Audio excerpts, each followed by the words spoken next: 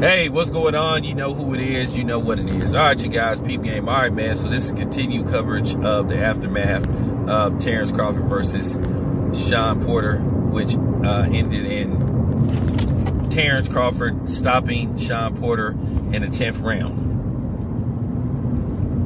So, as you guys know, the media has been riddled with excuses from, Errol Spence apologists. The discredit that is going on with Bud is just mind-boggling, and it's just crazy. But let me talk about something else that transpired. As you can see, Terence Crawford, he dissed Errol Spence when he said, "Oh, Errol Spence is at my fight. He don't come to none of my other fights." Now, Bud has clearly came to Errol Spence fights. Now, we all know what happened last December when Terence Crawford came to Errol Spence's fight versus Danny Garcia. And Errol Spence defeated Danny Garcia, to me, in an uninteresting, 12th round decision. He decisioned Danny Garcia. Now, Terence Crawford made an attempt to get in the ring, and Errol Spence refused to let him get in the ring. But keep in mind, Errol Spence let Pacquiao get in the ring, though. This is why I be trying to tell you cornballs, don't come here talking that pro-black shit to me. Last time I checked, Terence Crawford was black. Now, he refuses to let Terence Crawford get in the ring, and then you have these emotional stands threatening Terence Crawford, talked about we pop off and take, dude, which that was weak. You threatening a man's life over a fight? Really? I mean, what is that for? And like I said, and when they asked Errol Spence about it, he was like, well, who told him to come here? Why did he come here? Now, keep in mind, like I said, he let the Filipino fighter in, but not the black fighter. But then you got people that love to try to talk that pro-black shit.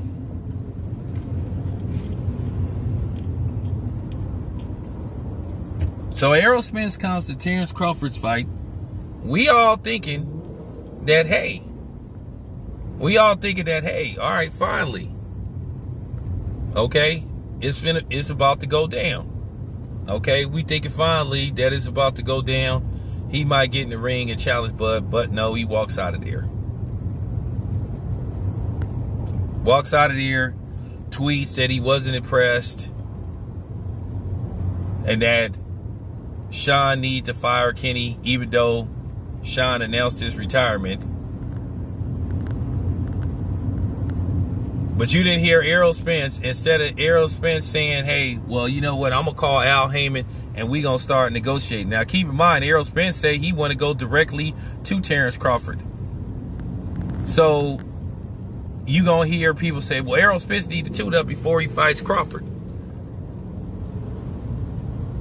But he the one that said he want to go directly to Crawford. So, I was waiting for Errol Spence to say, man, I'm finna call Al Heyman. I can beat this dude. We gonna call Al Heyman. We gonna try to negotiate a fight as soon as possible. Now, for those who gonna say, oh, well, it's too soon. It's too soon. It's too soon. Terence Crawford just came off a fight. It's too soon. But wait a minute.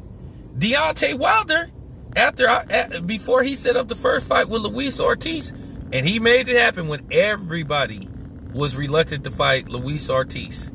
Deontay Wilder said, hey, we gonna get the process going. We gonna start on Monday. And that fight happened. So don't try that, well, it's too early and all this kind of stuff. Look, it's a travesty what's going on. And like I said before, how the community has been split because of various media trying to divide the community, the black community, where they try to make it look like if you a Terence Crawford fan, you some kind of sellout or Uncle Tom or coon. where if you support Errol Spence, you power to the people and all that kind of stuff, which is complete baloney. It's complete baloney, man, and I'm just keeping it real. It's complete baloney.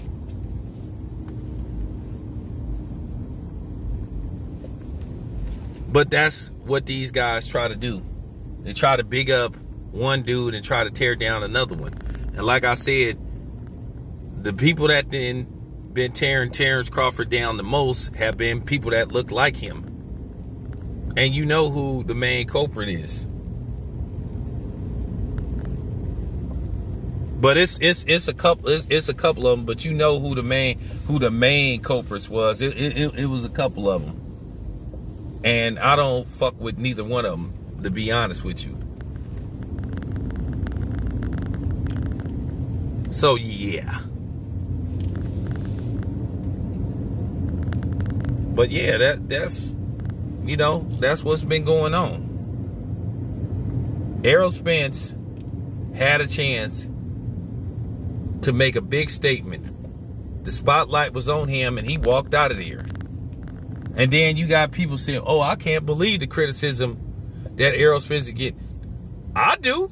I can believe it, because real people think that was a weak move. Okay, Errol, what you come to the fight for if you wasn't go challenge him? You know people been clamoring for that fight. You had a chance. You had a chance to say, hey, I'm trying to make this fight. Let's make this fight. And you walk out of there and tweet how you wasn't impressed. Instead of saying, hey, I could beat this guy. We gonna try to set up this fight. I'm gonna call Al Heyman. We gonna try to set up this fight. Nah, he walked out there. Started tweeting about how he wasn't impressed and Shawn need to fire Kenny. Okay, well, once again, I asked this question again. If you wasn't impressed, why didn't you say, I'll fight this dude? Oh, I'm finna see, can I set up the fight? Y'all see how that's capped? Like I said, that looked really weak on the part of Errol Spence. But his fanboys and his stands ain't gonna call it right down the line, because like I say, they all about trying to tear down Terence Crawford for him. And I gotta keep it a buck too. And I'm trying to be fair, and I'm trying to be objective. And in my eyes, I thought that was a weak move by Errol Spence. Bud would have let him in the ring. Bud would have let him in the ring if he wanted to get in the ring. But he exited. And now you got people criticizing Errol Spence. And now you got some people saying, hey man, I'm not feeling Errol Spence how he moving. Damn, it's a fucking traffic jam. And that's they right. Because at the end of the day, they going to make excuses. They going to continue to make excuses. And that's the problem. Now, it was expected, but here's the new thing, right?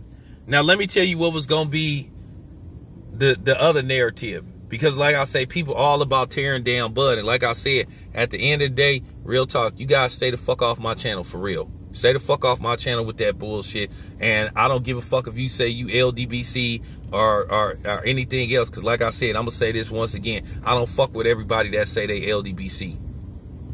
And I made that known before. I don't fuck with everybody that say they part of the LDBC. So, once again, you can stay the fuck off my channel with that shit. But I saw it coming. I knew they was going to chase the narrative. I knew they was going to push the goalpost back. I knew they was going to find somebody to blame, or, you know, basically try to throw a monkey wrench at what Terence Crawford accomplished. It was expected. But Errol Spence walking out of there, my own personal opinion, like I said before, I know the fighters watch these videos. That's fine. I mean, Errol, if you want to talk about this behind the scenes, like I said, you know, people that know me, it's easy to get my number. You know, I'll be more than happy to talk to you behind the scenes and why I don't like how you moving. Because like I said, you had your chance to make you know, to get the people hyped up for a fight that we've been begging to see. I don't want to hear this stuff about you trying to collect all the belts and all that. That's cap. Because if you was trying to collect all the belts, you wouldn't have fought Mikey Garcia.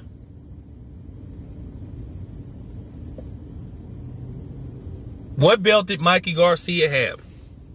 Not one belt. So this needed to be said. It is what it is. It's your boy Town Biz, man. I'm out.